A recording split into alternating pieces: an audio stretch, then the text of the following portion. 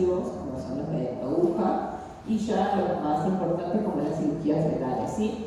Y al final agarré y dejé un apartado de unas 10 clininas muy rápido para que veamos la utilidad de la ecografía 3D y 4D y la utilidad de la resonancia magnética fetal, que para ustedes es realmente importante porque son los otros dos estudios diagnósticos que tienen que conocer y tienen que saber para qué sirven, sobre todo, ¿sí? Incluso todo lo que es resonancia magnética fetal les explico un poco, pero es competencia del imagenólogo, no es competencia del fetólogo. Nosotros sabemos un montón porque diagnosticamos, pero todas las resonancias magnéticas que pedimos son ustedes los que la ven, las informan y nos informan a nosotros qué es lo que ven, ¿no? Así que bueno, esta es la idea de esta clase, espero que nos aburra. Y les traje algunos videos que espero que funcionen. Bueno, en tratamiento prenatal tenemos dos líneas, que es el tratamiento fetal, el invasivo y el no invasivo. El no invasivo, que es en general medicación que le damos a pacientes que tienen alguna anomalía congénita. ¿Cuáles? Las arritmias cardíacas, las hiperplasias renales hipercongénitas, algunas malformaciones adenomatoides quísticas, que en general el tratamiento es dependiendo del problema que ese feto tenga, va a ser la medicación que le demos. Lo más común en las malformaciones, por ejemplo, pulmonares, es darle corticoides al paciente y vamos viendo cómo en general esa imagen va reduciendo y disminuye, ¿sí? En las arritmias vamos a veces beta-bloqueantes y en la hiperplasia suprarrenal congénita controlamos y vemos si, dependiendo qué tipo de masa y la funcionalidad que tenga, lo le damos, y a veces también damos algunos beta-bloqueantes. Los procedimientos mínimamente invasivos de medicina fetal, ¿cuáles son? Bueno, la biopsia de vellosidades coriales, la amniocentesis, el amniodrenaje, la transfusión fetal de sangre y la colocación de shunts, ¿sí? Estos son procedimientos para los que necesitamos guía ecográfica siempre y que son procedimientos con aguja, delicados, mínimamente invasivos, no son como la cirugía fetal, que ahora también vamos a hablar un poquito de ahí. La biopsia de vellosidades coriales. Bueno, primero, como les decía, es un estudio que se hace prenatalmente, donde lo que vemos y sacamos son celulitas de la placenta y se realiza cuando el screening del primer trimestre, el riesgo para síndrome de Down, trisomía de 13 o 18, nos da elevado, ¿sí? Si el riesgo nos da elevado, ¿qué hacemos? Tenemos que tomar una muestra de estas celulitas que están en la placenta, que son las vellosidades coriónicas, que se mandan a analizar, y ahí podemos saber si este feto es realmente portador de una cromosomopatía o no, ¿sí? En Argentina, que tenemos interrupción del embarazo legal, es importante poder hacerla porque antes de las 14 semanas, si el paciente tiene una patología, la madre puede elegir si desea continuar el embarazo. Si ya más allá de las 14 semanas nos salimos de la legislación, entonces, bueno, siempre la biopsia de vellosidades coriales se hace hasta las 14 semanas. Entre la semana 14 y la semana 16 no tocamos a esa paciente. ¿Por qué? Porque si tocamos la placenta corremos riesgo de complicaciones y si tocamos todo lo que es el líquido amniótico hay más chance de generar bridas que después le pueden generar un trauma al feto. Entonces, de las 10 a las 14, screening lateral, biopsia de vellosidades coriales. Después de las 14 hasta las 16 no hacemos nada invasivo y a partir de las 16 empezamos con la función del líquido amniótico, que es la amniocentesis. La amniocentesis, acá como les muestro, ya es un feto un poco más grande, mayor a 15 semanas, se toma el líquido amniótico y en ese líquido amniótico hay células del bebé que van escamando y podemos estudiar. Lo más importante que estudiamos en general son las alteraciones genéticas, pero también nos da la posibilidad de estudiar la química del líquido y si hay alguna infección asociada. Por ejemplo, en los casos de Epstein-Barr, citomegalovirus, toxoplasmosis, podemos detectar el líquido amniótico. Obviamente las infecciosas se estudian en sangre materna, pero a veces tenemos la IgG negativa, la IgM en gris o que no es positiva, y en general cuando la infección es aguda el líquido amniótico aparece enseguida. Entonces, una buena forma de evaluarla es también tomando una muestra de líquido amniótico. Lo que hacemos es, con una aguja, pasamos pared abdominal, pared uterina y entramos en la bolsa amniótica.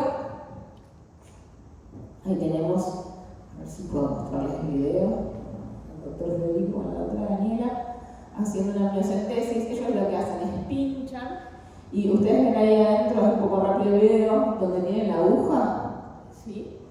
Entonces, es ecoguiado porque nos importa que no toquemos al paciente, ¿sí? El paciente es nuestro feto, no hay que pincharlo, básicamente. Muchas veces nos ponen partes fetales adelante. Otra cosa que es muy importante es, ahora después tengo creo que otros videos un poquito más largos de la familia de drenajes, ver dónde está la placenta. Si la placenta está anterior, a veces no es tan fácil atravesar el líquido, a veces hay que atravesar la placenta. Si la atravesamos tenemos el riesgo de sangrados, de hematomas, ¿sí? Entonces siempre tratamos de buscar un lugar en el abdomen materno donde nosotros podemos pinchar y donde no corra riesgo, por así decirlo, el embarazo. Ven ahí tiene una placenta anterior. Donde no corra riesgo el embarazo. Ahora después también les voy a mencionar un poquito acerca de las complicaciones. Bueno, en el líquido amniótico, como les decía, hay celulitas del feto que se van desprendiendo y algunas sustancias químicas que son las que vamos a analizar. Y lo que hacemos es la punción con una aguja larga y fina, y lo que sacamos son entre 20 y 25 mililitros, ¿sí? Y sacamos la aguja con mucho cuidado. Se tiene que controlar ecográficamente para evitar dañar el feto y lo que les decía, para evitar tocar la placenta, para no meternos, por ejemplo, en el cordón umbilical, ¿sí? Entonces siempre la guía ecográfica es fundamental. Las indicaciones, bueno, son las embarazadas que tienen antecedentes de hijos previos con anomalías congénitas, papás que tienen alguna alteración genética que se pueda estudiar, ver alteraciones en el feto. Todas las anomalías congénitas de las que hablamos las semanas anteriores tienen indicación de o biopsia de vellosidades escoriales si lo detectamos en el primer trimestre, o estudio de líquido amniótico amniocentesis. Y lo que les digo, el riesgo combinado alto en el triple screening de síndrome de Down, de Edwards, las otras neuploidías también tienen indicación. Cuando el riesgo nos da entre 1 y 150, ahí deberíamos hacer la punción o ofrecerla. Existen otros estudios, ahora voy a mover un poquito. Estas son las complicaciones. Bueno, la peor de todas es el aborto, es que hagamos la punción o la biopsia de vellosidades escoriales de alguna manera que hayamos tocado, por ejemplo, el corion y la placenta empieza a sangrar y haga un hematoma y se pierde ese embarazo. Es menor al 1%. Esta complicación se está hecho por gente que tiene experiencia y no es experta, pero existe. Entonces, cuando uno va a ofrecerle la punción a la madre, tiene que explicar que la chance de pérdida del embarazo existe, que haya algo de sangrado, lo mismo, si la placenta está anterior es mucho más común que sangre que si está atrás, o que se rompa mucha rotura prematura de bolsa, ¿sí? Eso también puede pasar, que sería un problema bastante grave, porque obviamente si uno tiene la bolsa rota a partir de la semana 14, 15, 16, a este chico le falta transitar todo el embarazo sin líquido. Entonces, no está bueno. Y lo otro es que haya infección del líquido amniótico.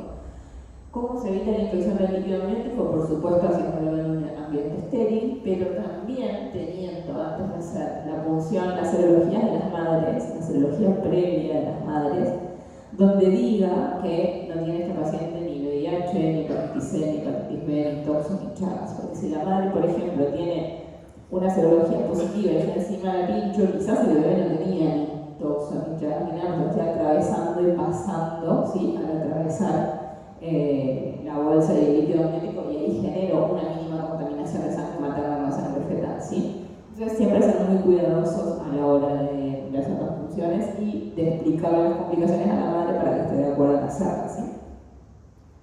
Las alternativas no invasivas, bueno, esto es por ahí un poco lo que se viene, no en todos lados lo podemos ofrecer, pero lo más común es el ADN materno en sangre fetal, ¿sí? El ADN se puede pedir a partir de las 10 semanas, y si nosotros tenemos sospecha, o si la madre lo puede pagar, cuesta $400, $500, lo podemos mandar a hacer. Se saca sangre de la mamá, y como el bebé siempre está perdiendo estas celulitas y descamando, en la sangre materna hay alguna porción de células fetales, que son las que se estudian, y se le hace un cariotipo, ¿sí? Estos estudios en general, ahora creo que hay un laboratorio argentino que lo hace, pero en general se mandan a Estados Unidos, o sea, los más confiables que mandan a los Estados Unidos, y antes empezamos siendo súper caro, costaba, no sé, $1.500, y empezó a disminuir, y hoy por $400 en general el paneo de cromosomopatías más comunes se hace. Lo otro que se suma este último tiempo es la determinación de algunos síndromes genéticos no tan comunes, ya que hacen como un paneo de las células del feto, pueden ver también algunos síndromes congénitos un poco más raros. Bueno, obviamente la ecografía nos puede decir la sospecha de alguna anomalía o de algún problema, pero la ecografía no termina siendo un diagnóstico de certeza.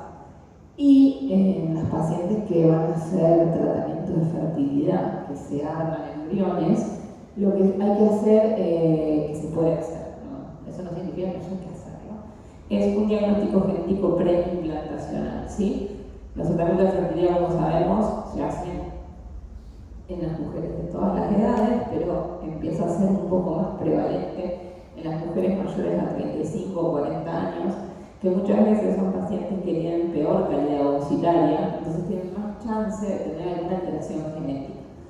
Uno, lo que en los buenos centros de fertilidad, lo que se hace es se arman embriones con ovocito y esperma en general de la pareja, si hay algún problema con la pareja, con un ovodonante, pero antes de implantar ese embrión que uno formó y creó en el centro de fertilidad, se saca una pequeña muestra y se lo estudia, y ahí se ve si tiene alguna anomalía cromosómica o no. Esto encarece un montón el procedimiento. Muchas prepagas sociales cubren el tratamiento de fertilidad, pero el estudio genético preimplantacional no lo cubren todas. Entonces, es como algo que también es lo ideal, pero no es siempre lo real o a lo que accede la población, ¿sí? Pero para que lo tengan en cuenta y lo sepan, a veces viene una paciente que dice: doctor, no se preocupe, yo tengo el preimplantacional hecho, bueno, listo, ya sabemos que alguna condición genética grave no va a tener. O las que vienen y dicen: me hice el ADN fetal, bueno, es por lo menos tenemos un poco más de tranquilidad con ese paciente. Bueno, en los tratamientos fetales invasivos, de vuelta, vamos a empezar con los que son de aguja y después vamos a llegar a la parte quirúrgica, ¿sí? El primero y más común es la amniorreducción. El amniodrenaje sucede, ahora vamos a ir uno por uno, cuando tenemos pacientes con polidramios severos que tienen mucha cantidad de líquido, entonces les sacamos un poco de líquido para que la madre se sienta un poco mejor. Y las cirugías percutáneas derivativas, que son las cirugías más simples y más sencillas, ¿sí? La del hidrotórax, cuando se junta líquido en el tórax del bebé, se hace una toracocentesis. Se pueden colocar catéteres toracoamnióticos y vesicomnióticos, y se pueden colocar o drenar las ventriculomegalias. También hay transfusiones intrauterinas que se pueden hacer intravasculares o intraperitoneales. En cirugía fetal, después también les voy a mencionar un poquito, tenemos la cirugía fetal abierta, que es la cirugía del mielomeningocele, y la fetoscópica, que es lo último que se está haciendo en todo el mundo, con la colocación del balón endotraqueal en las hernias diafragmáticas, con la coagulación láser en los embarazos gemelares, cuando hay sospecha de síndrome transfundido transfusor, cuando tenemos la sistolia inducida en un feto acárdico, y cuando hay, por ejemplo, heridas amnióticas, para todo eso usamos el fetoscopio, y cuando hacemos ablación vascular con radiofrecuencia. El amniodrenaje, bueno, una técnica, como les decía, que consiste en sacar el exceso de líquido amniótico del útero cuando hay poligramia, ¿sí? Si recuerdan las clases anteriores habíamos hablado de poligramias. El poligramias en general, cuando uno tiene un poligramias leve, no tiene que hacer un amniodrenaje. Lo hacemos en los casos de poligramias severos, ¿sí? Y cuando la madre siente sintomatología y disconfort, o cuando haya riesgo de parto prematuro, ¿sí?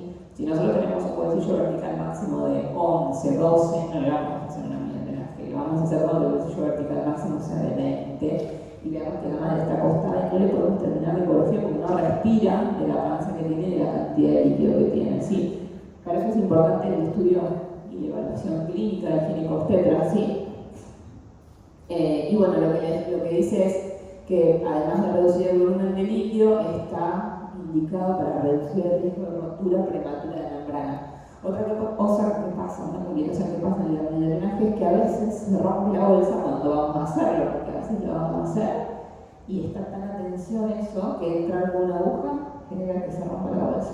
No es lo ideal, pero bueno, puede suceder. Acá tengo creo que 2 videos, a ver, sí.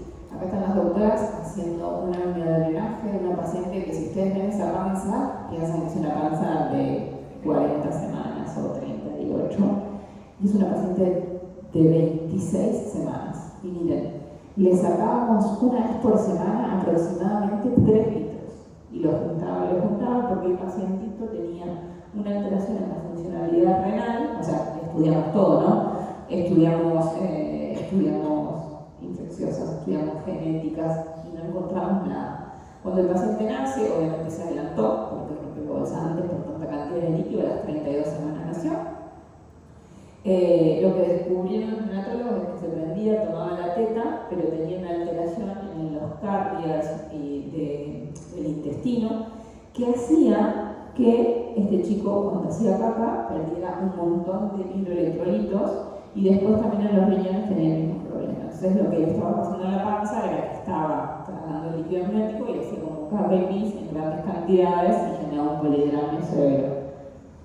Algo que nosotros realmente el líquido a veces no nos dio más que alguna que otra alteración en el sodio y el cloro de potasio, pero pensar o diagnosticar una alteración así de grave es muy difícil en la panza. Pero bueno, ¿qué hicimos? Por lo menos aliviamos a esta señora que desde las 28 semanas estaba con una panza que no daba más. Una vez por semana la internamos y le sacábamos líquido, 2-3 litros, una vez sacamos 5 y así. Hasta que en la semana 32, un fin de semana, rompió la bolsa sola, ¿sí? Para eso se indica el amiodarinaje, ¿no? Cuando tenemos mamás con embarazos que generan muchísimo disconfort esta cantidad de líquido. La toracocentesis es lo mismo, es la técnica invasiva, que lo que hacemos es ir y colocamos una aguja a través del abdomen y nos dirigimos al tórax del feto, ¿sí? ¿Qué hacemos? Le sacamos el líquido de más que tienen los pulmones y los descomprimimos. Como les digo, acá en la toracocentesis, en el 10% de los casos, una sola función funciona y soluciona el problema. El otro 90%, y sobre todo si hay hidrops, se vuelve a acumular en 24-48 horas el líquido. Entonces, ¿qué hay que hacer? Algo un poco más invasivo, que es la colocación de los catéteres Pigtail. Ahora tenemos una toracocentesis que después terminó siendo seguida por la colocación del Pigtail porque no había manera de que... ¿Ven ahí? ¿Ven ahí? Ese es el tórax del feto. Ahí estamos entrando con la aguja y ahí estamos pinchando el tórax fetal y drenando y sacando el líquido de adentro de la aguja. Del tórax del bebito, sí, que debe silenciar porque se escucha todo esto. La particularidad con las toracocentesis es que le da mucho cuidado de no tocar el corazón, porque estamos en el tórax y claramente es que el corazón cerca. En general no pasa, porque uno, si ven ahí, el líquido como que nos va guiando, ¿sí? Entramos, pinchamos, sacamos y mandamos a estudiar el líquido, ahí estoy adentro, sacando el líquido. El pulmón normalmente se expande y después lo que pasa es que en general, como les digo, en el 90% de los casos pasan unas horas, un día o 2 días y se vuelve a juntar ese líquido. Siempre cuando uno tiene un hidrotórax tiene que pensar que es una causa subyacente, genética, infecciosa. En este caso termina siendo una paciente, obviamente nosotros hicimos la función, sacamos el líquido y mandamos a analizar el líquido a todos lados, el infecto, ¿sí? ¿Eso se hace en consultorio? No, yo lo hago en quirófano, pero yo lo hago en quirófano porque me da un poco de... es como por precaución, por decirlo de alguna manera. El profesor Nicolaides esto lo hace en su consultorio, pero yo no llego a ser profesor Nicolaides todavía. Entonces, a mí el quirófano me parece un ámbito mucho más estéril, y lo otro que me pasa en el hospital es que tengo a la gente de intervencionismo que me ayuda, o sea, que ahí lo que yo hice fue primero sacar el líquido y después ellos me ayudaron y terminaron colocando la cola esta de chancho. Por eso hacemos todo el quirófano. Lo anestesio primero. Yo trabajo con mis pacientes anestesiados para que no le duela y para que no se mueva.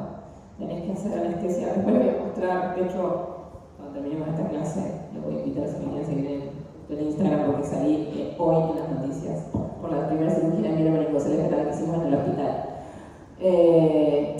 Uno lo tiene que anestesiar al bebé. Entonces el bebito, por 2 cosas: primero porque no querés que se mueva, pero segundo porque le duele. O sea, como yo entiendo, después podemos tener todo el debate que quieran acerca de cuándo chico de esta gestacional, que son 26 semanas, le duele, chicos, y se mueve. O sea, entonces agarramos, buscamos dónde está la cola primero, con esa jeringuita, como voy al tórax, primero le pincho la colita y le pongo, hacemos un cálculo, que es un cálculo por peso fetal. En general, el cálculo para que lo tengan en la cabeza es 1 centímetro kilo. ¿De qué? De rocuronio, becuronio, ¿sí? Que es lo que tenemos que ponerle para que primero se paralice y luego no sienta dolor. Claro. En la colita, acá. Y el bebito se queda paralizado. Sí, es una locura, pero sí, anestesiamos primero. Lo ideal primero es acomodarlo, luego anestesiarlo y luego hacer el procedimiento. Y eso dura un tiempo, la anestesia fetal no es que dura para siempre, dura una media hora, 40 minutos, y si el procedimiento no es exitoso, volver a poner anestesia. Otra cosa que acá no puse, porque si no es súper largo, o sea, es una especialidad que es medio, algunas cosas medias locas, pero en algunas intervenciones pasa que los fetos se nos pueden parar, porque obviamente estamos siendo invasivos en una mini personita. Entonces tenemos una mesa al lado de la mesa de anestesia, los anestesiólogos son los que me ayudan acá, con unas drogas de cardio-reanimación fetal. Entonces, si el chico se me está parando, freno el procedimiento y lo reanimo. Se reanima con masaje, obvio que es re difícil porque tengo estas panzas, o sea que mi masaje cardíaco le tarda 1000 años en llegar. Pero entonces lo que hago es le pongo atropina y atropinizo al paciente para que me reviva. Sí, se puede hacer hasta 3, 4 veces, lo que sea necesario, dependiendo cuánto nos dure el procedimiento. Sí. Es medio una locura, pero por eso es tan importante tener, o sea, en mi caso yo hago eco y hago el procedimiento también, pero siempre es súper importante tener a alguien que te guíe ecográficamente, porque a veces tengo que mis manos usarla para otra cosa. En el Perú, allá en Inglaterra, lo aprendimos a hacer todo el scan con la izquierda y en su momento odiaba hacer ecografías con la izquierda porque digo, ¿para qué me sirve esto? Y ahora que me vine a Argentina, para esto me sirve, para con una mano me guío y yo con la otra pincho. O sea, soy ambidiestra.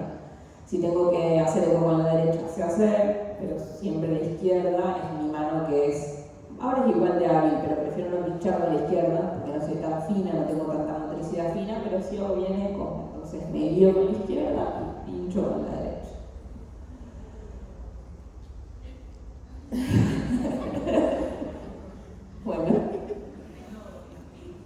Bueno, esta y ahí pasamos a la próxima, que esta fue, ay Dios, la doctora sabe hacer muchas cosas pero no sabe usar esta fue la misma cirugía que ya le habían hecho a este pacientito una toracocentesis 48 horas antes, se había llenado de vuelta. Y lo que colocamos es el pigtail, ¿ven? Ahí están mis intervencionistas que me ayudan. Yo ahí creo que alguien más se sumó y yo les estoy sosteniendo donde pinché para que ellos entren, ¿sí? Se pone una derivación pleuroamniótica, es invasivo transabdominal, le metemos un catéter bajo vía ecográfica hasta llegar al tórax y este catéter le queda una colita adentro del tórax y la otra fuera. Entonces el líquido por presiones se va saliendo, no se sale todo, pero sale bastante y eso permite que se expandan los pulmones, ¿sí?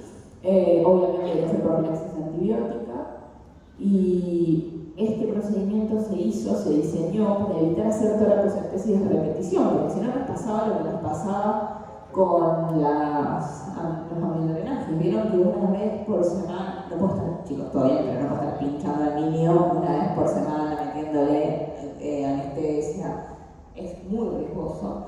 Entonces por eso se desarrolló este protocolo que funciona bastante bien, no es algo que es fantástico, pero funciona bastante bien y nos evita tener que estar pinchando al pacientito todas las semanas o cada 2 o 3 días. Y lo que tiene, sí, son, como toda cuestión fetal, complicaciones. ¿Cuáles son las complicaciones? Derivación del catéter que se sale, a veces se le sale, y a veces los chicos se lo agarran. Realmente fetal es una locura porque los pacientes son una locura. Y queda migrando en el líquido amniótico, eso es lo peor que puede pasar, pero bueno, si queda adentro no sería tan grave. Se pueden hacer bridas, porque obviamente entraste, pinchaste, metiste el catéter y cuando saliste puede que quede alguna brida amniótica que se haga. Se puede torsionar el cordón umbilical, porque si el cordón umbilical andaba dando vueltas y pasamos por ahí, pues hay que tener mucho cuidado y muy importante la ecografía. O sea, en serio, la ecografía para mí son mis ojos. Yo lo veo a través del ecógrafo. Yo el paciente, o sea, la panza no me dice nada. El ecógrafo son mis ojos, ¿sí? Puede haber una hipoproteinemia, puede haber hemonemotórax, porque a veces cuando pinchamos nos llevamos puesto algún vaso que sangra y sangra adentro, entonces eso también no está bueno. Y en la madre, obviamente, a veces trabajo de parto pretérmino y algún que otro caso de que se migró el catéter en la panza de la madre. Rarísimo, pero puede pasar. Como estamos atravesando todos los planos, que a veces se salga del útero y quede en el abdomen el catéter. Es un catéter de plástico, no es un catéter metal ni nada, pero bueno, es un cuerpo extraño, ¿sí?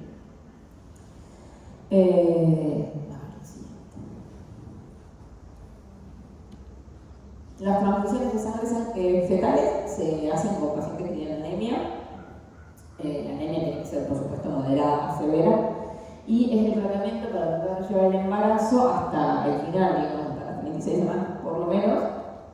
Se hace para sustituir los glóbulos rojos fetales que están siendo destruidos. Esto pasa mucho en las madres con sensibilización RH, pacientes que son negativas, que tuvieron un hijo previo positivo o que tuvieron intercambio de sangre con alguien positivo, generan anticuerpos y tienen un nuevo bebé, un nuevo embarazo que es positivo. ¿Qué hace el cuerpo materno? El sistema inmune no entiende, entonces lo rechaza. ¿Y qué trata de rechazar? Y destruir los glóbulos rojos de ese feto. Entonces el feto se pone anémico. El otro caso son los síndromes de transfundido transfusor en los gemelos monocoriales. Sí, pero lo que más se ve en Latinoamérica son los casos de sensibilización a RH. Acá en Argentina hay muchos protocolos de obstetricia que a todas las pacientes que son madres de RH negativa, después de tener cualquier evento obstétrico, se le pone la gamma-globulina y a las 28 semanas también. Cualquier evento obstétrico es una paciente cero negativa, se embarazó y lo perdió a las 5 semanas, 10 semanas, una cosa que no era nada, se le da la gama, chicos, porque si no sabemos si ese feto era positivo o no y esa madre tuvo contacto con una sangre. Cualquier cosa que nos ponemos, gastas menos de una gama que no se da y que después te pase esto, ¿no? Que tengo un embarazo quizás planificado, buscado y en el segundo o tercer trimestre la madre empieza a generar anticuerpos, le rechaza al chico y le genera MSB y nosotros teniendo que transfundir, que ya van a ver que es otra que es. Si antes le pareció turbulenta, está más o menos. Entonces, el tratamiento, el objetivo es tratar de mantener el feto sano lo máximo posible y evitar complicaciones. La anemia fetal genera hidrox y muchas veces también en muerte fetal, o sea, se destruyen los eritrocitos de una persona, esa persona se muere. Entonces, tenemos que tratar de hacer que el embarazo llegue lo más lejos posible para que el chico pueda salir de la panza lo suficientemente maduro sin que su madre le destruya todos sus eritrocitos. No solo de histocompatibilidad de RH en el transfundido transfusor y algunas otras incompatibilidades que no se las puse porque era muy profundo, pero que a veces pasa que son las, ¿vieron? Los KEL y las PCI, que ahí es donde uno también tiene que estudiarlo. En general lo que hacemos es madre que es cero RH negativo, que tiene algo en el panel negativo y tiene anemia, lo primero que pensás es que hubo en algún momento un contacto con algún positivo y se sensibilizó. La sensibilidad es eso. Claro, porque yo recuerdo que en clínico hablaban del resumán, que era que le colocaban si no tenía el efecto de la una cosa es la incompatibilidad con el RH y otra es del ADN mental. Entonces mi pregunta es, ¿para ese tipo de pacientes solamente hablando de RH solamente? Hablamos de RH. A ver, igual en estos casos vos tenés una anemia fetal, buscas todas las otras cosas infecciosas, bueno, en fin, y hablas también con la gente de hemoterapia. De hecho, ahora después de esto les paso un link y demás, que es lo que hay que ver, porque la gente, los hemoterapistas son los que te pueden decir, mira, esto es un rechazo por materno, por algo o no. Nosotros, o sea, yo fetal, chicos, son un montón de cosas, pero hasta ahí, ¿entendés? Es como que digo, bueno, hasta acá llegué, agrupame a la madre y decime si esta madre tiene algún tipo de probable incompatibilidad y agrupame a la madre y al padre, ¿entendés? Y ahí ves, o sea, porque yo lo que puedo ver, ahí está mi límite, yo lo que puedo ver es la anemia por un Doppler. Hago la cerebral media y la cerebral media me da chiquitita, no me da el pico sistólico, no me da, y eso es una anemia fetal hasta que se demuestre lo contrario. ¿Cómo la corroboro? Entro del cordón umbilical, pincho, saco un poquito de sangre, un hematocrito, me va a dar bajo. Entonces, hay una calculadora de hematocrito fetal acorde a las semanas de la gestacional, y eso es una anemia. ¿Le puedo pasar cualquier cosa? No. Tengo que estudiar a la madre, estudiar al padre, ver si hay una incompatibilidad entre ellos, y en base a eso ver qué le transfundo también. Porque en general se le puede transfundir sangre de la madre irradiada o glóbulos rojos pediátricos irradiados negativos. Siempre hay que ver eso, o sea, es como muy complejo. Este fue el caso de una madre negativa a la que la conocimos nosotros, pero como fue el año pasado, a mí me chocó la moto, no podía hacer la transfusión porque tenía una mano que no podía muy bien. Entonces se la derivamos a la gente del Hospital Fernández y ahí ves, están tratando de hacer, participé por supuesto porque era mi paciente, la transfusión. Se hace en general en el cordón, muy difícil agarrar un cordón libre, ya les digo, muy difícil, siempre se trata de buscar el cordón en la inserción placentaria, ahí es más fácil. Lo primero que se hace es sacar una pequeña muestra de sangre que es un hematocrito, y con ese hematocrito lo ponemos, lo ponemos en una calculadora, y esa calculadora nos dice más o menos cuánta sangre hay que pasarle. Hay gente que lo hace a ojo, a mí me da un poquito de cosa, que un chico me quede pletórico, entonces uso la calculadora de Nicolaides o de la Barcelona, y ahí tenés, ves, la sangre preparada y irradiada de la madre, ¿sí? No, esa sangre de pediátrica irradiada. Lo que les decía previo al procedimiento y que he avisado el programa de hematología, o sea, no vas a hacer esto sin un hematólogo que te ayude, supervise, al laboratorio y la genética, porque son las personas que te van a dar una mano, se calcula el volumen a transfundir. A ver si esto lo abro o no. Esta calculadora, la calculadora de medicina fetal, acá no sé si me voy a ir de acá a dónde. Sí, ahí nomás. Bien. Acá, ¿ven? Esta es la calculadora que le mostraba la otra vez. Y ponemos en anemia, vamos acá, y acá ponemos el Doppler cerebral, obviamente en ese momento un Doppler, la gestacional, pico sistólico de la cerebral media, y ahí se calcula cuál sería el esperado y el nivel de anemia en MOMS. Y acorde a eso, ponemos acá de vuelta la edad gestacional, el hematocrito del donante y cuánto es lo que nosotros necesitaríamos, ¿sí?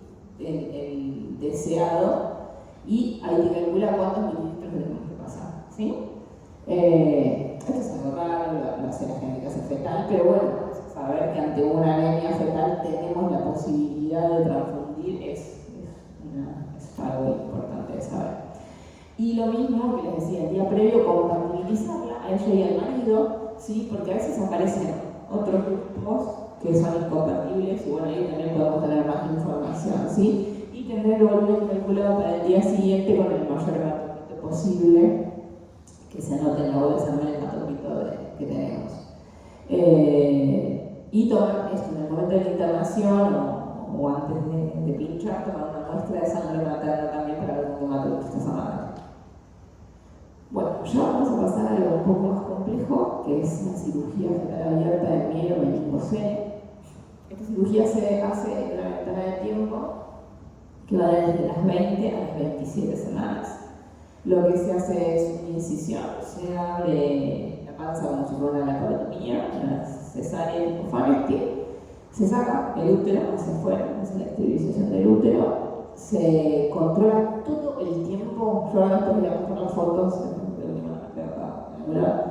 El monitorista tiene que estar todo el tiempo chequeándome los latidos del corazón del bebé, porque ese chico se pone bradicárdico, se para, lo que estamos haciendo algo que casi criminal, entonces no podemos cometer un error.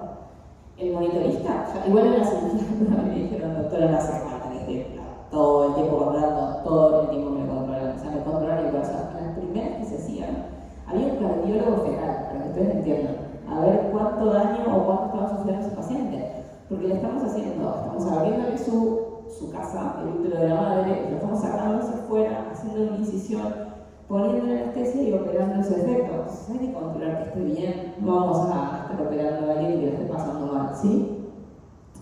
Vemos el útero gestante, hacemos una ecografía una vez que esterilizamos el útero, y ¿qué es lo que hacemos? Mapeamos la placenta. Tenemos que ver bien dónde está la placenta, si anterior o posterior, ver la posición del feto y ver dónde está el defecto fetal. La placenta normalmente se ubica anterior, posterior, fúndica, ¿sí? o esas placentas bajas.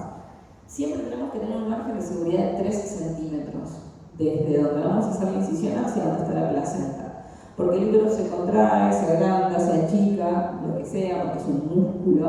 Y si nosotros cuando cortamos la placenta, hacemos un desprendimiento de placenta, un hematoma retroplacentario, chicos, se termina la cirugía, porque el chico se muere.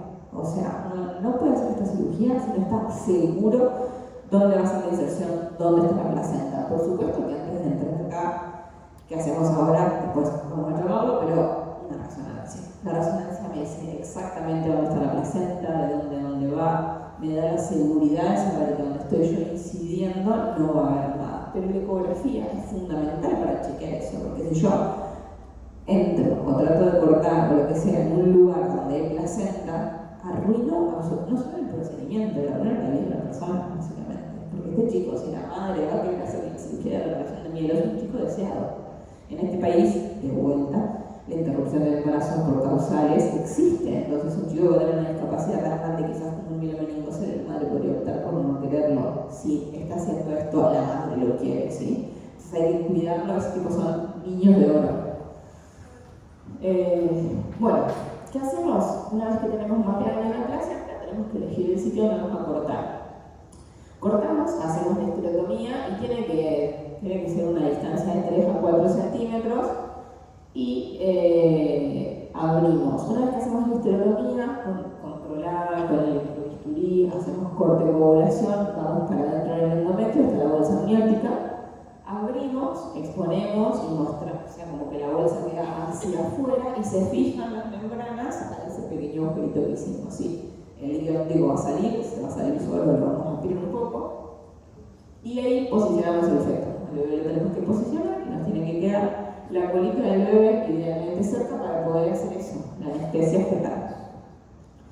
Después de hacer la anestesia fetal, una vez que el feto se paraliza, como les decía, siempre monitorista de control de corazón, porque acá es el momento donde le hacen bradicardias fetales. Acá es el momento donde el paciente se puede parar. Entonces, acá tenemos que estar todos atentos a la frecuencia cardíaca fetal y que el chico no esté sufriendo. Ahí lo que hacemos es mostrarle el defecto de la columna al neurocirujano, y el neurocirujano en esta incisión pequeña que tenemos nosotros, que es una incisión de 3 centímetros, antes era un poquito más grande de 5, ahora se con 3 se puede operar. Se expone la columna del feto y arranca la neurocirugía. La neurocirugía empieza a reparar el defecto como lo haría afuera, ¿sí? Hace una disección de placoda, da los puntos y cierra el defecto de mielomeningocele. Una vez que se repara el defecto, ahí estamos. ¿Qué hacemos? ¿Ven ahí? El defecto cerrado. ¿Qué hacemos? Siempre controlando el defecto, controlando los latidos cardíacos, volvemos a colocar líquido, nos tiene que colgar un bolsillo vertical máximo por lo menos de 5. Después, chicos, solo vamos a hacer pis y demás y vamos a juntar más líquido, pero tenemos que dejar líquido. Colocamos líquido tibio con antibióticos, cefazolina, ¿sí? La idea es que el paciente no sienta que lo operamos. Y después cerramos el útero, ¿sí? Así queda la neurocirugía cerrada, fantástica, una fantástica. Amniofundimos, hacemos la histerografía, que es que cosemos y damos todos los puntos en el útero. ¿Ven? Ahí damos un montón de puntos, siempre confirmar la vitalidad fetal y la cobertura del defecto por eco. No sé ni qué video es este. Ya me aburrí, no sé cómo se pasa 3 horas por día. Ahí estamos, ¿ven? Estamos terminando de cerrar y ahí viene esa manguerita, solamente poniendo líquido amniótico. Entonces se tiene que cargar como de 3, 4 horas, 5.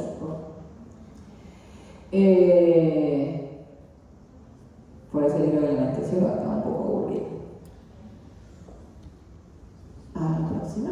Bueno, y después lo que hacemos es reintroducimos ese útero Cerramos la pared muscular, cerramos la panza, listo, continúa el embarazo. ¿Hasta cuándo? Hasta las 37 semanas es lo ideal, ¿sí? Se opera entre las 20 y las 27 y después el embarazo tiene que seguir hasta las 37. Esa es la parte más difícil, que no se nos rompa la bolsa, que no se nos fisure, que no se agujero y que dejamos. Pero pasa. Acá tienen dos links, si quieren, les hacemos muestras, si no, pues lo ven ustedes. De reparación de espina bífida, son de Cincinnati Children, que esta gente, la gente del bien tiene toda la experiencia, donde muestra cómo es la cirugía de reparación de mielomeningo, ¿sí? Entre las 20 y 27, ¿sí? Ahí tenemos el efecto, como para que lo vean quizás sin que sea tan tremendo. Yo voy a traer las fotos. Ahí va. Se cierra el efecto. Bueno, ahí hicieron los dos. Acomodan la placa. Ahí va, lo reparan y después se cierra.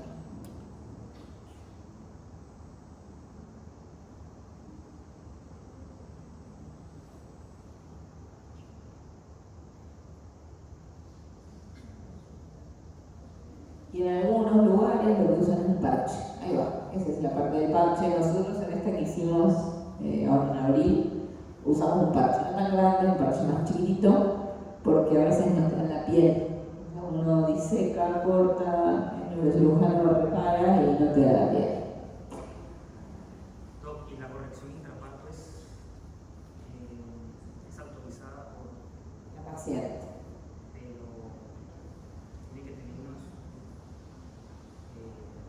criterios? Sí, hay criterios de selección. Si después les interesa nosotros tenemos el protocolo de criterios de selección de la paciente. Primero, a qué nivel está la lesión. Segundo, que no haya otros defectos asociados. Tercero, que esté estudiado genéticamente, porque, por ejemplo, un paciente...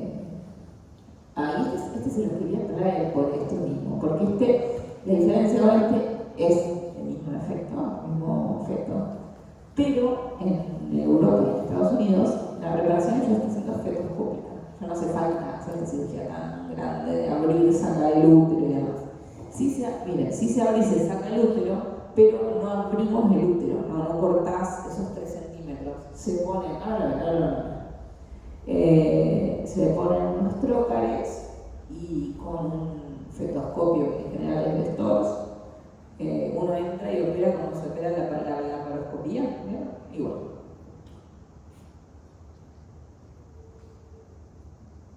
Ven, ahí va. Con los trócares.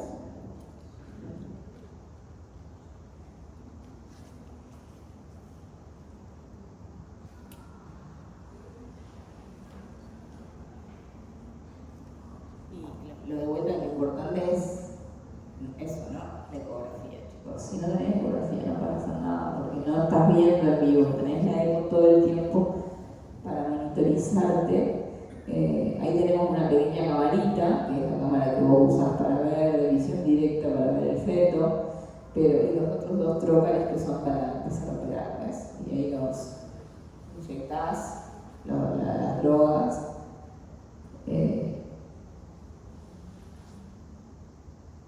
Y en esta lo que hacen muchas veces es esta sutura de estabilización, o sea que lo agarran, porque como el chico sigue teniendo todo el líquido, se dan cuenta en la abierta, yo le saco el líquido, entonces lo dejo como quieto. Pero acá, como el líquido está, si no el chico se mueve para estos lados, entonces le dan esos puntos de sutura para tenerlo traccionado, agarrado y poder operar. Ahí bueno, hacen toda la parte de neurocirugía, que sacan la placoda, reparar, acomodar, hacen todo un desanclaje.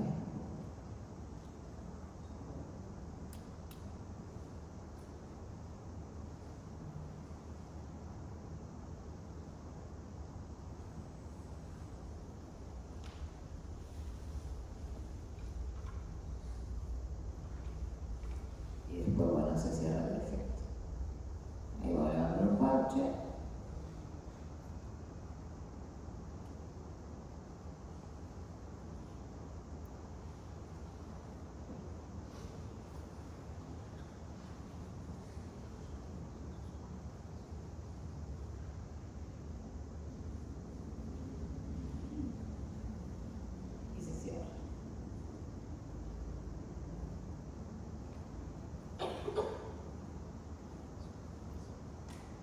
Y cuando no les da la piel, lo que les digo, le ponen parchecitos para ayudar al cierre de la columna, ¿sí? Y ahí ya está, después se sale, se extrae todo el instrumental y se da un punto donde entramos con la cámara y con los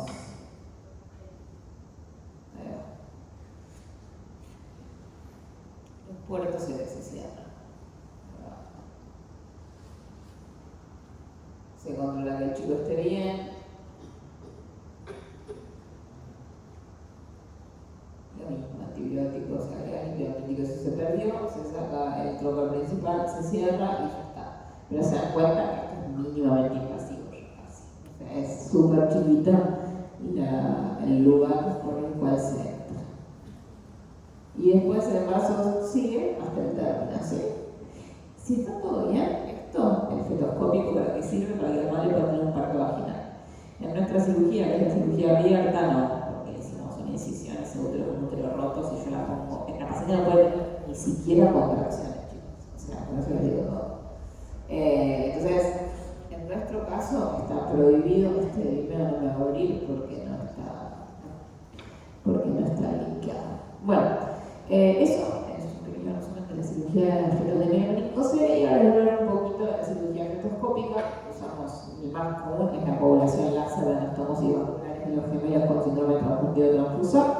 Lo que se hace es usar el fetoscopio con una camisita por donde lo que pasa es un láser, y el láser lo que hace es lo usamos para separación de las placentas. Acá, esta foto no está haciendo, esta foto tiene que tener un cordón, está como cortando, ablacionando un cordón. A veces eso se hace la ablación de cordones, por ejemplo, en los fetos acárdicos. No es este el caso, pero en los gemelos asintonocoleares se separa la placenta y se le da una parte de placenta a cada paciente. Para que se use el fetoscopio también, para las hernias diafragmáticas congénitas, se les coloca a las hernias por la boca, a través de la boca. Lo que está entrando acá es el lobito, un balón intratraqueal que se coloca y se ubica en la tráquea del feto. Los fetos generan moco todo el tiempo y lo van como tirando hacia afuera. Si le ponemos ese balón, el moco queda adentro y ese moco empieza a apretar los pulmones de los pacientes que tienen la hernia diafragmática, empieza a pelear el pulmón lleno de moco con la hernia, ¿sí? Entonces se vio y se estudió que esta colocación del balón mejora muchísimo el observador esperado y cómo les va a los pacientes con hernia diafragmática congénita postnatal en la cirugía. ¿Cuál es el problema si el chico nace y tiene el balón puesto? Porque ese balón se tiene que poner y se tiene que sacar. Porque si el chico nace y tiene un balón puesto en la tráquea, cuando tiene que respirar, no respira. Dentro de la madre y en la panza es todo muy lindo porque el chico no tiene que respirar, porque tiene la placenta. Pero cuando nace no puede tener un balón insuflado tapándole la tráquea. Se muere. O sea, cortamos el cordón y el chico fallece. Todo el trabajo de la colocación del balón es en vano. Entonces estas pacientes tienen que ser muy bien seguidas y se hagan con trabajo de parto o se va a planificar una cesárea, lo que sea, idealmente en las 24 horas previas al nacimiento se tiene que extraer el balón. Se está estudiando ahora en algunos lugares formas de sacar el balón sin que se necesite otra fetoscopía, porque la fetoscopía tampoco es tan inocua. Una forma que están viendo es que el balón tiene un pequeño metal y los resonadores magnéticos son imantados y el imán atrae los metales. Entonces, ahí no es fantástico. Estos son los últimos estudios, los últimos congresos del metal. Se estaba probando entrar a las madres a un lugar donde haya un resonador y hacerla caminar alrededor del resonador funcionando. Y se vio que así el balón sale. Así que ese es uno de los estudios que está llegando aquí. Realmente cosas que son increíbles. Otro equipo, que es el equipo de México, Rogelio Cruz Martínez, estaba probando pincharlo. O sea, pero el problema de pincharlo es que tiene que estar así. O sea, tiene que estar mostrando, porque si no le pinchas mal, y le pinchas la carótida, o sea, no es tan fácil pinchar. Rogelio, que es muy bueno, que es el mejor fetólogo de México, y por hoy lo pinchó y le va bien con los que pinchó. El resto de los mortales hacen otra fetoscopía y sacan el balón antes del parto o antes de la cesárea, y los que no, los que no son tan buenos, hacen la cesárea, hacen el nacimiento, pero tienen afuera, en la sala de parto quirófano, endoscopistas respiratorios. ¿Por qué? Porque los endoscopistas respiratorios, ellos en el momento que vos sacas el chico, antes de que le opere el cordón, entran con el endoscopio y te lo sacan. Tiene que estar eso articulado, se imagina, ¿no? Perfecto. O sea, el chico no puede tener que necesitar respirar. Tiene que ser en el momento que le sale la cabeza, el endoscopista entra, retira el balón, y el chico respira, llora, se corta el cordón, se clampea. Da tiempo, en general da tiempo, pero hay que estar muy seguro que si uno colocó ese balón, alguien lo vaya a sacar antes de que el chico decida nacer. Este chico no puede irse a vivir al medio del campo y tener un parto la señora lejos de un centro de atención de tercer nivel, porque se muere, se nace, sí, pero intenta respirar, se asfixia con ese balón, ¿sí? Pero bueno, la terapéutica se vio y tiene muy buenos resultados en la hernia diafragmática congénita. Hasta acá, intervencionismo. ¿Algo que quieran saber? ¿Algo que quieran preguntar? ¿Dudas? Bueno, venimos bien con el horario. Ahora vamos a hablar, les juro que son pocas diapos, no los voy a volver locos. Algo de integración de métodos de diagnóstico, 3D, 4D y resonancia. No les puse tomo. ¿Por qué? Porque todo en el embarazo no se hace porque no está indicado, excepto en algunos casos muy poquitos.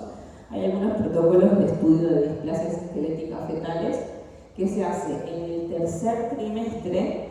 Algunas imágenes de tomografía para ver qué tipo de displasia esquelética es. En general nos pasa que las displasias esqueléticas que se estudian por tomo suelen ser las letales, o sea que uno quiere definir si ese chico va a tener chances o no de vivir. A una condroplásico yo no lo irradiaría, me haría una tomo para decir, es un enano como me parece un montón, ya con eco ya está, pero si tengo esos tres, que es que ya está tarde que me ha dado miedo, era para confundir. Pero si tengo la sospecha de una displasia tanatofóbica, de una condroplasia punctata, de alguna displasia esquelética más severa, la tomo, me da rédito acerca de la forma y composición ósea, que la reso no me lo da. Entonces, en esos casos puntuales de displasias esqueléticas se podría usar la tomo, si no, para todo el resto ya no hay uso de resonancia. La resonancia es mi mejor amiga. Y en el 3D y 4D, que para mí no sirve para nada, después de dicho esto, voy a decirles la verdad que para que una cosa sirve, recién más empezando a desarrollar a darle alguna utilidad. Pero bueno, para que lo sepan, que puede servir. Si haces bien, eco en 2D, el 4D es para hacer caritas y un poco de yoga. Hoy por hoy no se usa demasiado para nada. Bueno, como sabemos, la ecografía es un excelente método de diagnóstico, se usa en todo el mundo y en las últimas décadas se incorporó 3D y 4D. Todos dicen que mejora la prueba diagnóstica, pero no está tan difundida y lo que tiene es que es más caro. O sea, ¿ustedes saben cuánto cuesta un volumétrico? Entonces, doctor, ¿quién tiene que ecógrafo?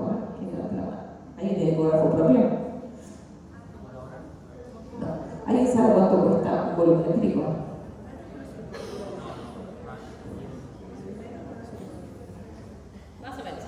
Digan lo que les parezca, no yo les digo, yo soy el doctor.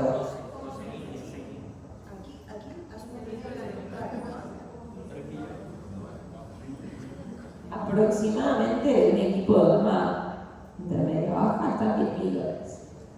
Cuando el equipo quizás cuesta $20.000, ¿entienden? Por ahí un volumétrico cuesta $10.000. O sea, es muchísimo. Entonces eso, o sea, ¿cuál es el rédito de tener un volumétrico? Depende de lo que vamos a hacer, la gente que ofrece 4 y 5D, hoy por hoy gana más que el que hace todo esto de fetal, porque la gente paga por una carita 4D. Eso ya es qué va a hacer cada uno, yo no lo creo, pero en la realidad, la utilidad del diagnóstico no es tan buena. O sea, es más, nos sirve mucho más comercialmente, por decirlo así. ¿Sí? Bueno, la aplicación, vamos a lo que nos importa. La aplicación en 3D y 4D se empezó a usar para ver el corazón fetal, para ver el sistema nervioso central, por supuesto la carita, y algunas malformaciones congénitas como las hernias diafragmáticas congénitas, hay algunos programas que ayudan al cálculo del volumen pulmonar, y los huesos en las displasias, como les decía, los huesos nos daría el mismo rédito que nos da la tomografía. Bueno, obviamente dice que se usa durante el parto, y la evaluación Doppler, obviamente todo se puede usar. Y acá les traigo algunas imágenes de algunas cosas que se pueden usar. En el corazón fetal nos ayuda bastante a ver los vasos. Igual esto hay que saber hacerlo, chicos, ¿eh? O sea, esta foto es un libro. Yo no sé hacer eso. O sea, hacer una ácidos, ¿cómo se ve con 4D? Es imposible casi. Es muy fetal aparte, porque no es un ácido de un paciente adulto, de un paciente pediátrico. No lo he visto nunca. Pero bueno, en los libros dicen que se puede. La anatomía del cerebro. El cerebro neurosomo sí sirve, es bastante útil. Obviamente la cara. Las extremidades fetales, esto es para la evaluación del peso, hasta ahí. Los volúmenes pulmonares, ahí sí es útil, en las hernias diafragmáticas sobre todo. Y también se usa también, como les digo, uno puede hacer estos volumétricos de huesos. Entonces, uno mira las costillas, la columna, el omóplato, y por ahí en algunas gimnasias esqueléticas nos puede ser de utilidad. Acá, esto es mitad de, esto es un primer casi segundo, piecitos y genitales, lo que la gente viene a ver. Es eso. Y la resonancia magnética, esta sí es más mi amiga, tiene muchas indicaciones que dependen del feto y también maternas. Maternas se usan mucho en las pacientes obesas, cuando no podemos hacer una buena evaluación anatómica. La resonancia es certera, porque uno entra al resonador, se sacan las fotos, las imágenes son cada 3 milímetros, no hay casi error posible, no importa el contexto de la madre, sí, que con la ecografía sabemos que remediamos mucho más, con la reso ese problema lo evitamos. La posición fetal inapropiada, raro igual que tengamos que hacer una resonancia porque el chico no responde, nos mandamos a caminar a la señora, que coma algo, que vuelva al otro día. Pues sí, tengo una reso porque no es como un montón, pero se puede. O sea, si el chico nunca se nos acomoda para verle alguna estructura, uno le pide una reso y se ve bien. En los oligómenos severos, muchas veces no podemos ver las estructuras. Si me preguntan a mí, es demasiado pedir una reso a una paciente con un oligomio severo. Un oligomio severo en el tercer trimestre, lo que hemos hablado la otra vez, una bolsa rota si el chico te va a nacer. Un oligomio severo en el segundo trimestre es un chico que no va a ningún lado, porque no va a tener desarrollo pulmonar, va a tener hipoplasia pulmonar y no va a poder vivir. Entonces, hacerle una reso a la madre para decirle, bueno, tiene una falla renal, tiene una malformación, ¿le va a cambiar el pronóstico realmente? La verdad es que no, pero bueno, si uno cuenta con la tecnología y se la puede hacer, se la hace. Pero siempre que el paciente sepa que la resonancia no es un estudio de diagnóstico, en el caso de los oligos severos, ¿no? Un estudio diagnóstico que le va a mejorar o prometedor, lo que podamos hacer algo. Y hoy por hoy con los oligos severos no podemos hacer nada. En los gemelares, muchas veces hay pacientes con embarazos gemelares que tienen anomalías congénitas discordantes, quizás un feto normal, un feto con una patología. Les voy a traer unas fotos acá de una reso que tengo de unos gemelitos, que era un gemelo normal y otro con un astrocitoma cerebral central que ocupaba toda la cabeza. Hay que entrar al resonador, porque el resonador es el único que me va a decir cuál es el feto afectado, qué posición tiene ese tumor y demás, ¿sí? Y las anomalías que nosotros encontramos en la ecografía las podemos confirmar y evaluar mejor en extensión, en tamaño y demás con la resonancia. Para todo lo que es neuro, a mí esto se lo digo porque las imágenes siguientes van a ser así de pesada. A mí lo que más me gusta es neuro. En la vida me gusta neuro solo, sistema nervioso central, columna. El resto lo estudio, lo sé, lo aprendo. Cardio, por ejemplo, me parece un horror. Pero a mí neuro me encanta. ¿Cuál es el estudio que a mí me define el diagnóstico neurológico? La resonancia, chicos. O sea, yo puedo ser buenísima haciendo neurosonografía fetal con ecografía.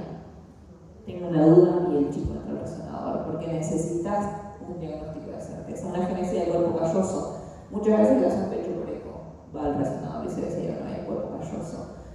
Un teratoma, un tumor en el sistema nervioso central, es muy difícil por eco que uno ponga y se la juegue y diga esto es un tumor. Una neurisma de la vena de Galeno, bueno, en fin, todas las anomalías del sistema nervioso central tengan en cuenta que son candidatas a hacerse una resonancia. Cualquier sospecha del sistema nervioso central, ahí sí yo les digo, prefiero una reso de más que de menos, pero para las otras cosas no, o sea, por posición fetal del cerebro, decir nada, vale. Pero si tienen una sospecha de sistema nervioso central, usen la reso porque es excelente. Sí. En cualquier resonador, no, en general es abierto el que usamos, pero en cualquier resonador lo importante, lo interesante es que tengas un buen técnico que te pueda hacer los cortes, porque viste que los cortes en fetal son como muy pequeños y finitos y que la posición fetal a veces no ayuda, entonces hay que como acomodarlo al paciente, que no es que lo acomodas como un paciente adulto, un niño que lo mueves, este está ahí adentro y a veces se porta como se porta. Pero con un buen técnico y resonador pueden hacer los rezos que quieran, ¿sí? Y en un resonador que no esté abierto, puede que haya pacientes que no puedan. El tema es ese, las pacientes embarazadas son un poco susceptibles, pero se puede hacer en un embarazo abierto. El perímetro de... Claro, bueno, ahora a nosotros nos pasa, yo estoy en Garraja trabajando y es una para eso, porque en mi consultorio la verdad es que hago caritas cuadriciclos, no les voy a mentir, pero en el hospital, que tengo muchísima patología, los resonadores son pediátricos o adultos, pero entonces las pacientes del tercer trimestre a veces no me entran. No es lo más común que no me entren, y lo otro es muy raro que uno pida una reso en la semana 37, 38. Normalmente cuando uno tiene la patología y las sospechas en el segundo trimestre, que es una panza de 20, 24, 25, 28 semanas, y ahí entra el resonador y entran todas, entran los resonadores pediátricos, así que entran. Que sea abierto es un poco más cómodo para el paciente porque tiene que estar 20 minutos o media hora acostada y cerrado, a veces les da un poco de claustrofobia. Y lo bueno de la resonancia fetal es que es sin contraste, porque no hay manera de contrastar a ese paciente. Por ahora es sin contraste y sin anestesia. Entonces es un estudio que la mayoría de los imagenólogos y los técnicos se animan a hacerlo, obviamente que tienen que ir mejorando en esto, ¿no? La técnica de adquisición de la imagen. Pero es un lindo estudio para hacer. O sea, no tiene la complejidad de, no sé, el estudio que necesita tener al niño anestesiado. No. Chicos, está dentro de la panza, mientras no se mueva mucho y te deje de sacar los planos con ese detalle, está. Bueno, todo lo que les decía, estudio de sistema nervioso central, que a mí me encanta todo. Películas visuales severas, más de 15, hasta anteriores fusionadas, agenesia del cuerpo calloso, retraso de la maduración cortical si lo sospechamos, esquizoencefalia, hemorragias intracraneales, sospecha de la migración cortical, anomalías vasculares en el sistema nervioso central y en el resto del cuerpo también, infecciones fetales que están confirmadas para ver si hay lesión en el hígado, en el cerebro, hipoxia aguda que haya manifestado la madre, diagnósticos de tumores intracraneales, raudomiomas cardíacos. Todo esto tiene indicación real de resonancia magnética fetal. Lo que les decía, las dificultades técnicas, algunos artefactos de reverberación lógicos porque el chico está en un medio líquido y se mueve, y algunas anomalías sutiles son un poquito difíciles de detectar. Sobre todo las del sistema nervioso central, de su educación, migración y mineralización, esas alteraciones a veces es verdad que no es tan sencillo diagnosticarlas y también depende mucho de la edad gestacional, porque no es lo mismo hacer una resonancia, a las 28 que a las 32 que a las 36.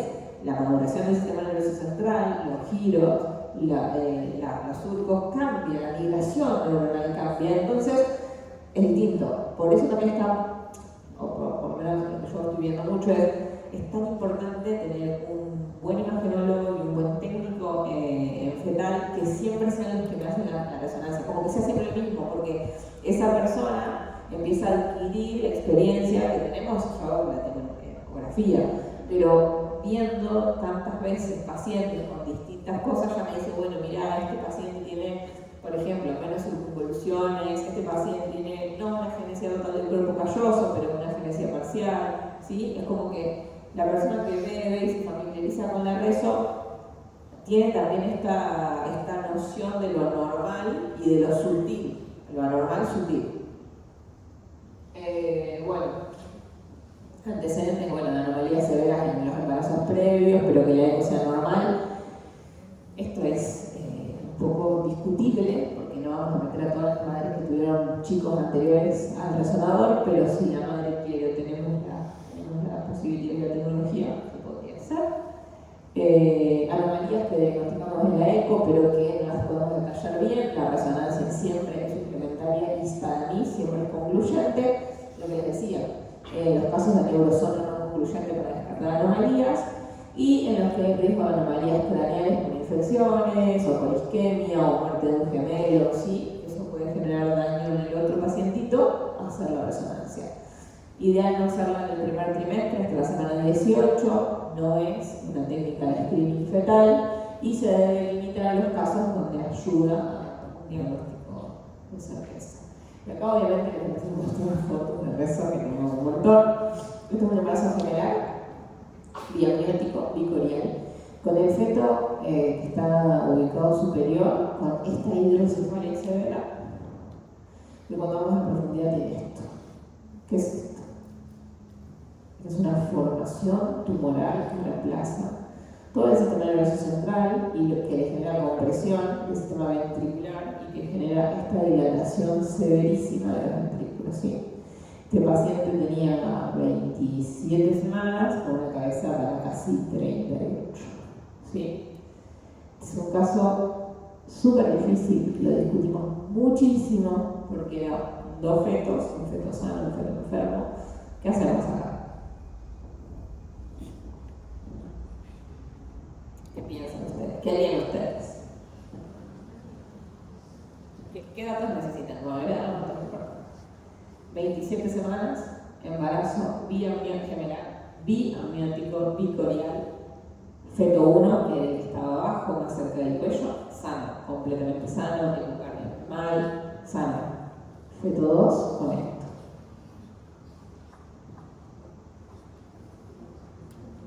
Los escucho, ustedes díganme, ¿qué tal? Bueno, excepto que me están grabando, pero pueden decir cualquier cosa. Yo no, a mí no me molesta.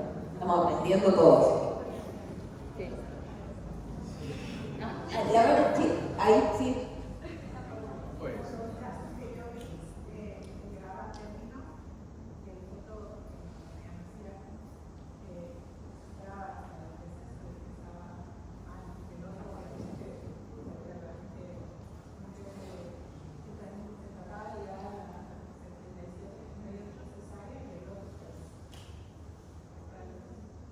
Es una opción.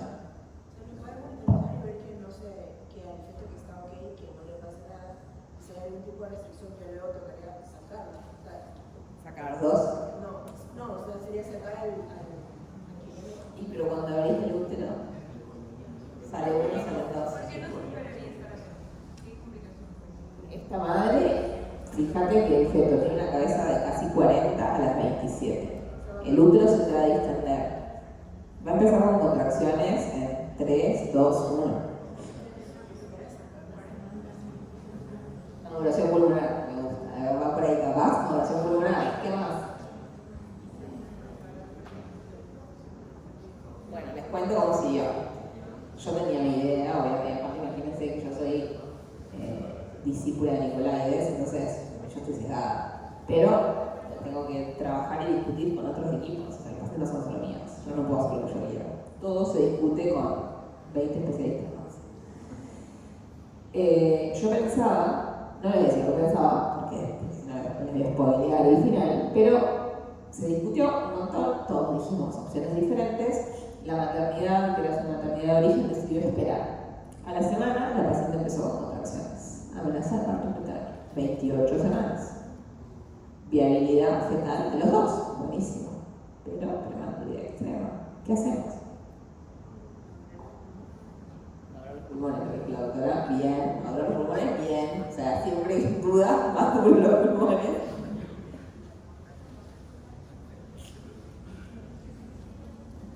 Se la utilidió, ahí les voy a dar el segundo paso.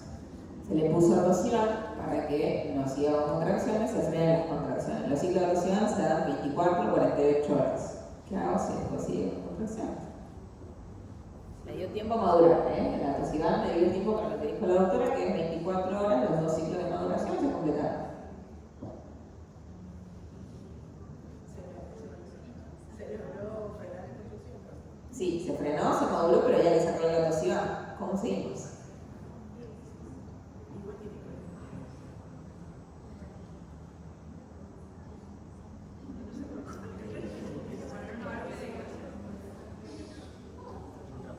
Esto que cuando vemos esta imagen así, ya sé que no es neurólogo, neurocirujano, ¿no? Y de vuelta, mi sesgo de que me gusta mucho neuro.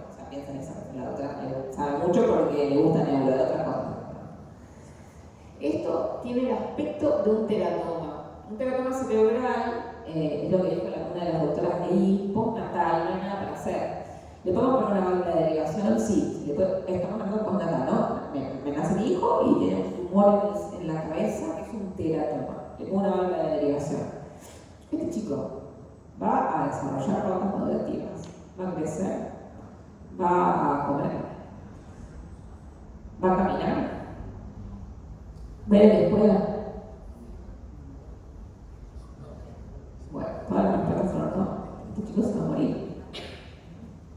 Y este chico se va a morir cuando nazca. Y si nace a las 28 semanas, se va a llevar a su hermano puesto de 28 semanas. ¿Qué hacemos con un chico que se va a morir que está en la panza? Y uno sano. Que se le va a cargar también.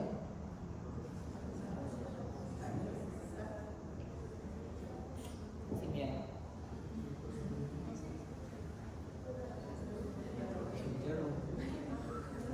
Exacto. Y después, bueno, ya lo interrumpo y queda, bueno, que son diagnósticos y ya que son pasó para ahí. Se hace un femicidio selectivo. Exacto, eso se hace, doctor, muy bien. Se hace un amiodranaje porque estaba teniendo polidromios, que eso hacía que se distienda el útero, y se coloca una inyección que puede ser de dioxina o de potasio intracardíaco y se detiene el corazón del feto afectado. Eso permite que el feto sano siga viviendo. El feto sano siguió viviendo y nació a las 37 semanas sano. Y este fetito se achicó y se momificó y quedó como un feto pequeño al lado de su hermano. Doctor, ¿y la parte legal con la mamá? Si la madre acepta, es legal. Por eso. Esto es incompatible con la vida afuera. Acá en Argentina hay una legislación que dice que si tenemos una anomalía incompatible con la vida, no cualquier anomalía, no es que, no sé, acá no, en Inglaterra una vez me pasó que diagnosticamos un leve leporino tarde, la semana 28. Y la madre estaba súper enojada porque dice, si el leve leporino le va a arruinar la vida a mi hijo, yo lo voy a interrumpir. No, señora, o sea, no. El hijo, el nene que le hace una cirugía plástica va a andar bárbaro. Porque decía que lo iban a discriminar. Bueno, en Europa piensan así, nosotros acá no. Tenemos una legislación un poco más abierta que el resto de Latinoamérica, pero no vamos a interrumpir cualquier cosa. O sea, me gusta el perfil, me gusta la carita, chao, no hay manera, no, esto no funciona así. Esto es algo tan grave y compromete tanto la vida, no solo de él, porque si este fuera un embarazo simple, insisto, si este fuera mi paciente, mi hijo, que yo tengo un hijo, vos un tumor, lo tendría probablemente, porque con la edad que tengo, ya soy vieja, no soy a tener hijos, lo tendría igual para tenerlo 15 minutos y que se me muera, no lo interrumpiría. Pero este chico tiene abajo un hermano sano, una hermana completamente sana, que no le falta ni le sobra nada, pero de 28 semanas. Sabemos que la prematuriz extrema genera muchísimo daño en los pacientes, en los neonatos. Puede tener en el momento del nacimiento hemorragias cerebrales, puede tener insuficiencia renal postnatal, infectarse. O sea, ¿qué paciente le vamos a dar a esa madre? Un chico muerto, porque este chico adentro, afuera, o adentro, o donde quiera, este chico se va a morir. Adentro vivo porque la madre obviamente tiene la placenta, porque el cordón umbilical lo alimenta y tiene un corazón que late. Cuando salga, ni siquiera tiene un tronco muy claro si se va a enclavar o no, capaz respira. Pero hasta ahí. ¿Sí? Y estamos manejando el sano. Muchas veces en la medicina fetal, esto es durísimo, hay que elegir. ¿Y qué elegimos?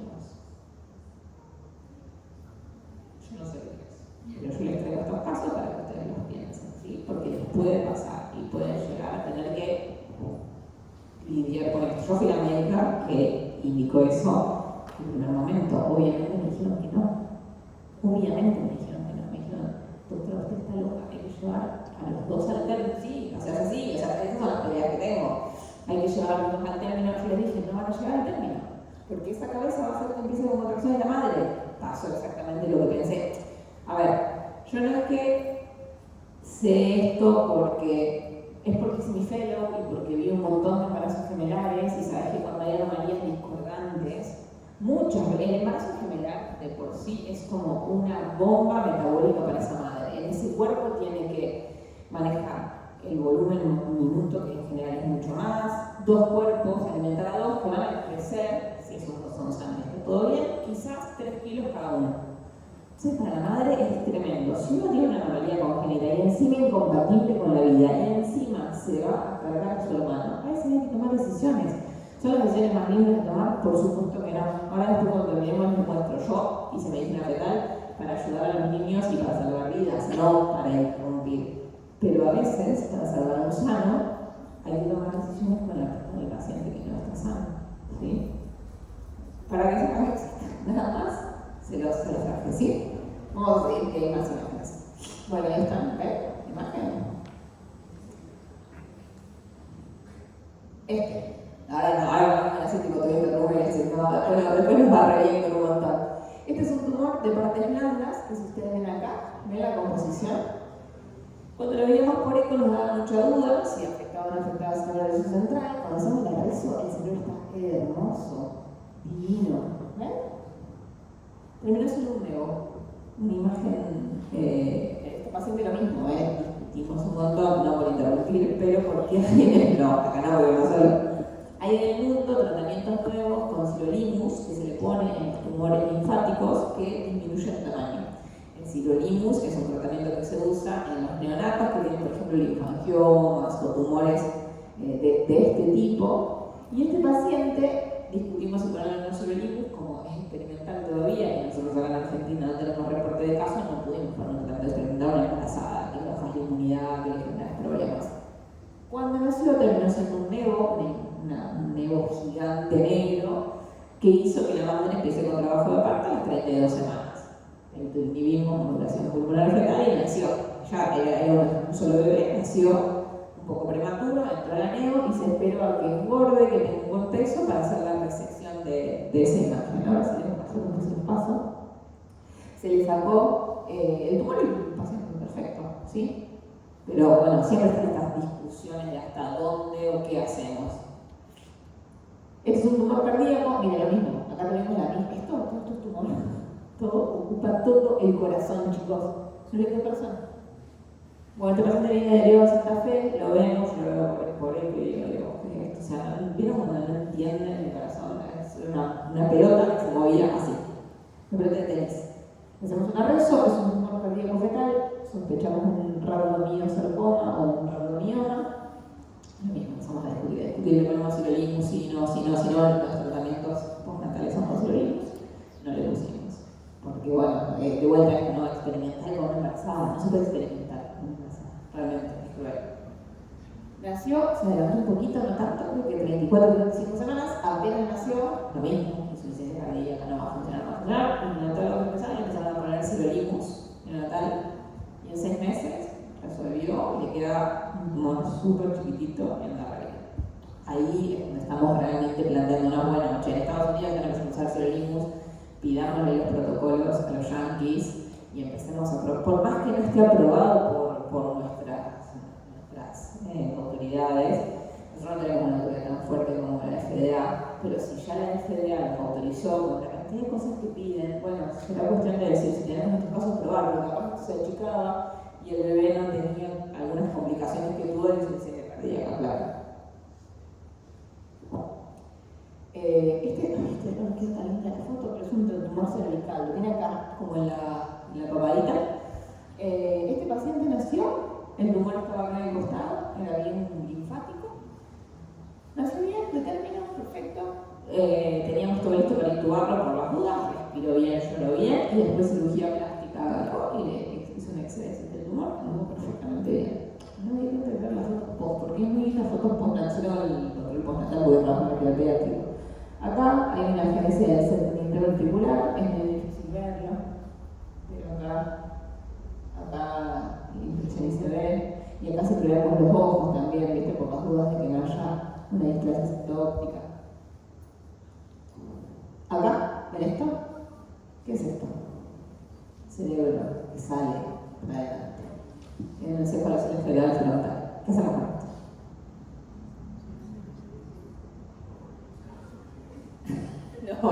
No interrumpimos más, ahora no. O sea, el primer caso tenía puesto al final, pero ahora no interrumpimos.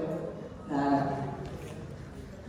Esta paciente vino a ver chiquita, 20 semanas, por supuesto que le explicamos a la madre las complicaciones y demás.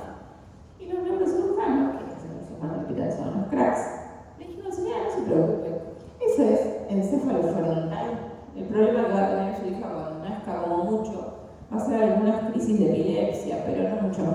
papás anomia, nosotros nos quedamos así. ¿Cómo le dicen? ¿Están tan seguros? La nena nació, la OPE, yo te casi llegué a la FETA el año pasado, pues yo no podía creer, chicas, en serio no podía creer. La familia muy creyente, muy católica, y el padre viene un día, y solamente yo, estoy al otro lado, ¿no? Le dije, ¿usted se quiere interrumpir? Me dice, lo escribimos, vemos legalmente, no, doctora, por Dios, ¿cómo me dice eso? Bueno, lo seguimos en el embarazo, lo controlamos, y me dice un día el padre, doctora, soñé con mi hija, que andaba en bicicleta. Y realmente se dije, ¿cómo anda en bicicleta con esto? Nació la nena, la operaron a la nena Yagami. En breve, señor, está mandando una foto de la nena en bicicleta y yo debe que tragarme una por una palabra. El señor tenía casa. Quedó perfecta. Los neurocirujanos recetaron eso y los cirujanos plásticos ayudaron con la reconstrucción de la nariz. Porque era muy difícil, o sea, el encéfalo frontal salió por ahí. Y yo aprendí que los encéfalos frontales tienen mucho mejor pronóstico que los posteriores. Porque impactan mucho menos esa anomia. Con los ayudas que estoy refiriendo, no hubo nada. Tener alguna que otra crisis epileptogénica, chico, no es nada. O sea, tenía esto la nena, está perfecta. Y que los padres siempre tienen razón. Eso es otra cosa que hablan, siempre los padres tienen razón. Si yo dice que la nena anda en bicicleta, la nena va a andar en bicicleta. Yo no soy nadie para cuestionar. La ciencia no tiene nada que ver con la fe de los padres. Este es un caso de una regresión caudal, que es un síndrome muy raro que a veces se asocia a la utilización de drogas en el embarazo, que lo que pasa es que tiene toda la parte inferior, el feto mal desarrollado, ¿sí? Como que está todo su cuerpito bien desarrollado y la parte caudal, como si algunos tienen formas para decir sirenita incluso. Este tiene dos piernitas, pero ven, tiene pies. Este es un paciente que nos consultaron por esto, sospecha de regresión caudal, hicimos la peso y les va muy mal en general. Finalmente falleció por acá, dice que falleció a los pocos días. Y esta es una hernia diafragmática congénita que nosotros vemos todo el tiempo estas hernias. Este es el pulmoncito que tiene. Y acá todo esto es el intestino, ocupando el lugar del pulmón. Ven todo hacia arriba, el intestino metido donde no tiene que estar. Y acá está el pulmón respetado, por así decirlo. Y acá está el diafragma. Vieron que acá se ve diafragma, pero acá no se ve nada. Acá hay tripa, otra cosa que se metió ahí. Pero bueno, esta es una hernia que anduvo bastante bien porque tiene muy buen pulmón, ¿eh? Un buen observado esperado, ecográfico, un buen volumen pulmonar por rezo, y después si tiene un buen volumen pulmonar se operan, los cirujanos generales agarran esto y como lo bajan, ponen una malla, cosen hacia el músculo y cierran y le dan como un diafragma y andan bastante bien. Y este es un síndrome. Tendría que haber tenido las fotos del post, no me doy cuenta que yo ingresé en el post. Es un síndrome genético muy raro que se llama síndrome de Treacher-Collins, donde lo que hay es un defecto del tercer o cuarto arco branquial, que es en la mandíbula, y tenemos microretrognatia, y se comprime la vía aérea. Este paciente que vive era el tercer hijo de una pareja que los chicos nacían y se morían asfixiados, fallecían, porque no nacen y no pueden respirar. La paciente muy angustiada viene a la consulta, nos dice que tuvo dos hijos, que uno falleció, que el otro también, y que tenía un problema en la carita. Bueno, lo empezamos a ver y la señora viene con el suegro. Era fin de la pandemia, el señor tenía un barbijo. Vemos en los antecedentes, consultamos y demás. Y un día viene la paciente con el barbijo. El marido sin barbijo y nuestras genetistas, que en el hospital somos una luz, le dicen, vengan a la consulta que queremos charlar y ver, porque ven que el barbijo lo tenía un poquito bajo, la presión baja de las orejas.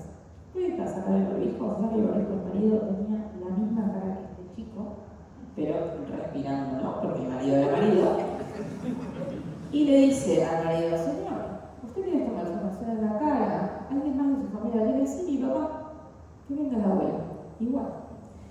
El síndrome de Treacher-Collins es un síndrome con herencia autosómica dominante que con las generaciones va empeorando y se va, el último arco branquial que se forma se va haciendo cada vez más hipoplásico y va cada vez más hacia atrás. Por eso esta paciente quedaba embarazada, tenía los chicos, pero ninguno podía respirar cuando su marido y suegros sí podían hacerlo, ¿sí? Y probablemente a los hijos de este niño le pasara lo mismo, pero más grave aún. Entonces nos pedía una respuesta, era como, bueno, esto es genético, o sea, esto no le puedo dar una solución. Pero ¿qué vamos a hacer? Planificar un nacimiento, hacer una cesárea, estabilizar esa vía aérea, o ver si hay que hacer una traqueostomía. Nació el bebé, armamos todo un equipo de recepción. Obviamente no entró porque la vía aérea era muy chiquitita, es una traqueostomía y hoy vive, tiene 2 o 3 años con la traqueostomía. Hay un actor en Inglaterra que se llama John Lancaster, algo así. Con trisocola, sí sé porque nos pusimos todos a investigar. O sea, son estos casos que uno se pone a investigar, porque la verdad es algo tan raro. Pero que lo descubrieron, como les digo, las genetistas, porque a veces nosotros, insisto, nosotros respetólogos vemos bebé, ecografía, bebé, y nos ponemos a la familia. Miren las familias. Bueno, listo.